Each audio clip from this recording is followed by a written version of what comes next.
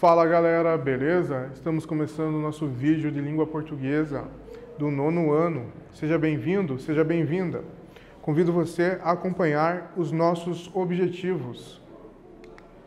Eles são ler e compreender o fragmento de um romance, formular hipóteses, inferir o sentido de palavras e expressões. E para começarmos, temos já algumas perguntas para refletir. Acompanhe. Tem algum objeto que você considera que seja indispensável no seu dia a dia? Qual? Você conseguiria sobreviver sem ele? Você concorda que o uso dos aparelhos eletrônicos afasta os jovens dos livros? Veja só, tem algum aparelho, algum objeto até, que você não consegue ficar sem, que sempre você precisa utilizar? Muita gente pode responder o computador, o celular, ou até outros objetos, até, né? Cada um tem uma preferência. Mas esses, com certeza, são as respostas mais dadas, né? Por quê? As pessoas não conseguem, às vezes, sobreviver sem ele. Sobreviver, claro, numa linguagem exagerada, figurada, né? Porque, hoje em dia, o celular faz parte do dia a dia. A tecnologia está no nosso dia a dia para quê? Para nos auxiliar, né? Através do celular conseguimos ficar informados do que está acontecendo na nossa cidade, no nosso estado, no país, no mundo. Conseguimos também saber coisas relacionadas aos nossos estudos. Então conseguimos também estudar, conseguimos também ter momentos de lazer, ver vídeos que são engraçados, informativos também. Conseguimos também ver quadrinhos, fazer uma leitura, muitas vezes, de um texto, de um conto, ou até mesmo de um romance, como leremos agora, né? Poderemos encontrar um outro romance, romances que fazem parte já do domínio público, estão disponíveis aí em vários sites que podem ser baixados, como Macunaíma, Memórias Póstumas de Brás Cubas, já fica uma dica para você. Então, nós não conseguimos ficar longe de alguns objetos, de alguns aparelhos, eles são necessários, essenciais para o nosso dia a dia, para que possamos desempenhar nossa rotina, nossas atividades, né? E sobre a última pergunta, os aparelhos eletrônicos, eles afastam as pessoas dos livros? Depende, né? Depende da pessoa, depende da situação.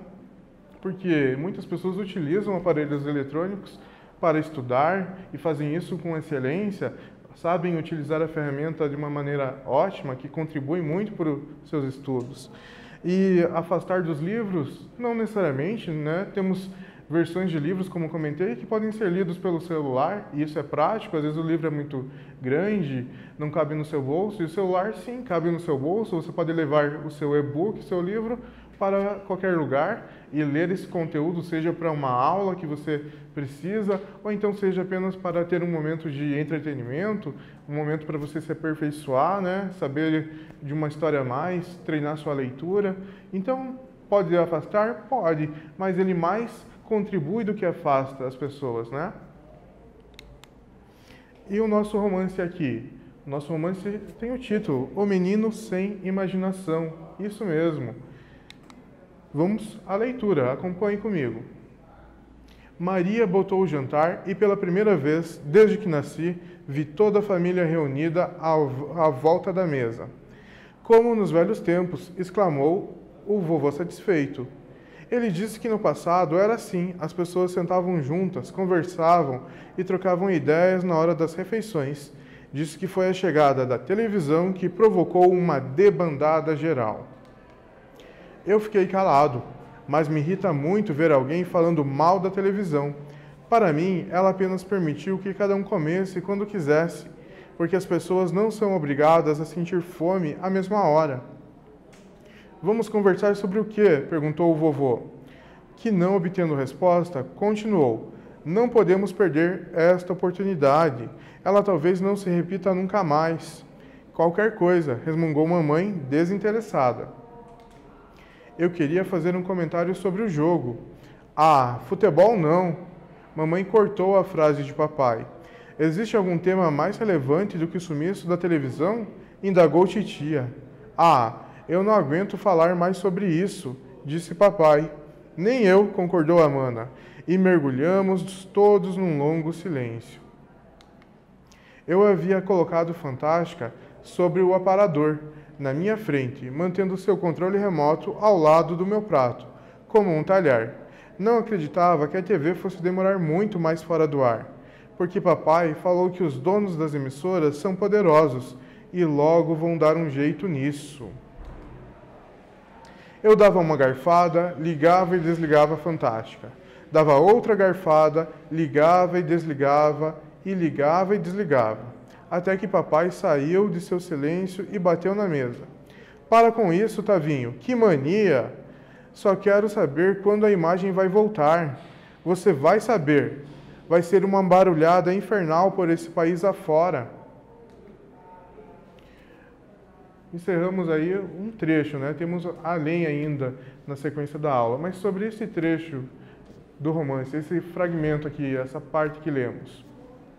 Você percebeu os personagens? Percebeu que tem a Maria, que tem a irmã, que tem o nosso narrador, que é o Tavinho, o menino sem imaginação.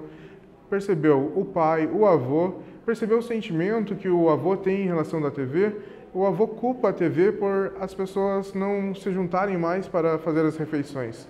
Já o Tavinho pensa diferente, que as pessoas podem fazer o que quiser graças à TV. Ela proporcionou que as pessoas pudessem almoçar, jantar, a hora que quisessem e onde quisessem, né?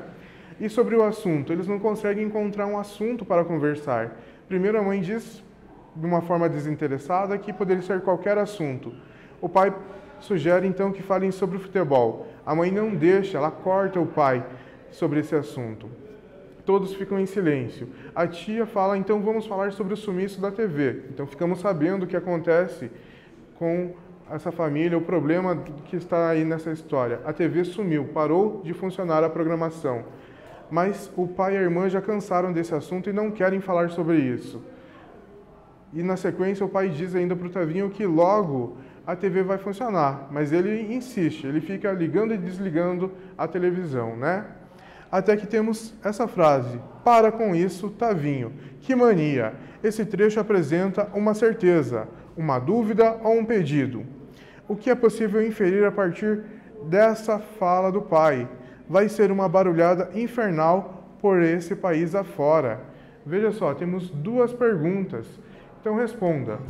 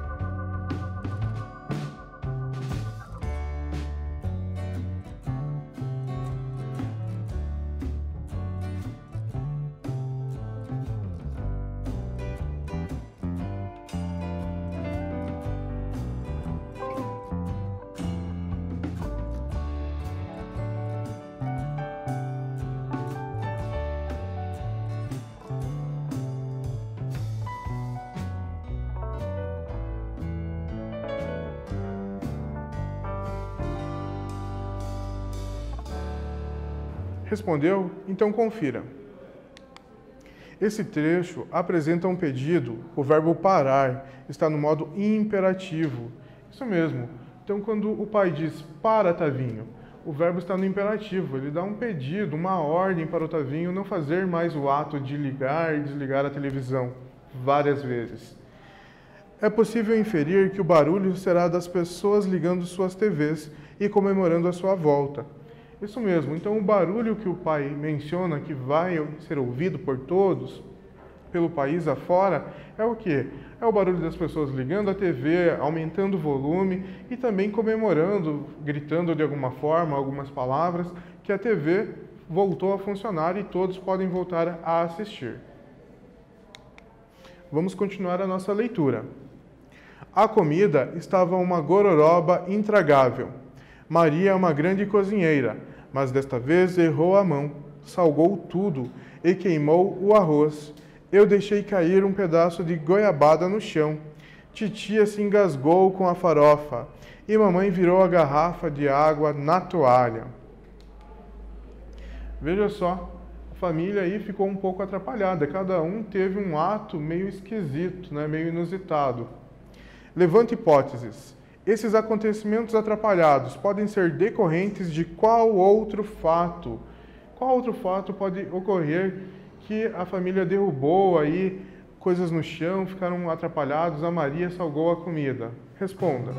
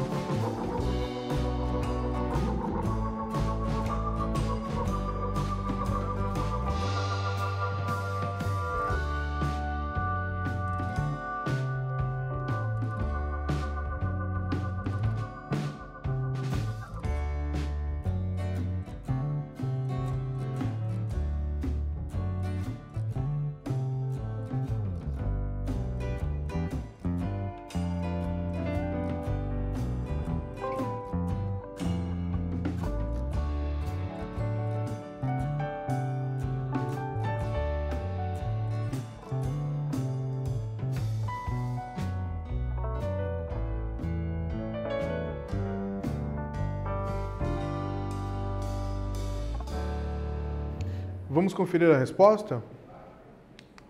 Os acontecimentos atrapalhados podem estar ligados ao fato das pessoas não saberem como agir sem a falta da TV. Isso mesmo. Então, as pessoas estão aí sem saber como agir, atrapalhadas devido a isso, porque às vezes estão acostumadas a fazer a comida, o caso da Maria, ouvindo a TV funcionando, né? Algum programa. E isso fez falta, tanto que ela ficou sem saber como agir. Da mesma forma, o menino que derrubou alguma coisa e a mãe também, eles fazem as coisas sempre prestando atenção na TV. E isso mexeu com a rotina deles. Eles não sabem mais como se comportar. Continuamos a nossa leitura. Minha irmã, que não perde uma chance, falou que o sumiço da televisão está mexendo com o equilíbrio de muita gente. O jantar acabou e as pessoas ficaram vagando pelo apartamento feito almas penadas. Eu mesmo não sabia o que fazer. Experimentava uma sensação esquisita das naves. Foi me dando sono, uma vontade de me encolher debaixo das cobertas. Como vimos, né, no exercício anterior, a família estava atrapalhada e continua atrapalhada pela narração do nosso menino aqui, né? Ele diz que todos ficaram perdidos, todos ficaram vagando, não tinham ação nenhuma, não sabiam como se comportar. E sobre isso nós temos a nossa atividade 3. Até ele mesmo não sabia como se comportar, ele assume isso para nós. Experimentava uma sensação esquisita das naves. O que será que ele significa isso, né? Ele quis dizer com isso. Formule uma hipótese para o sentido da expressão destacada. O que significa das naves? O que ele quis dizer para nós?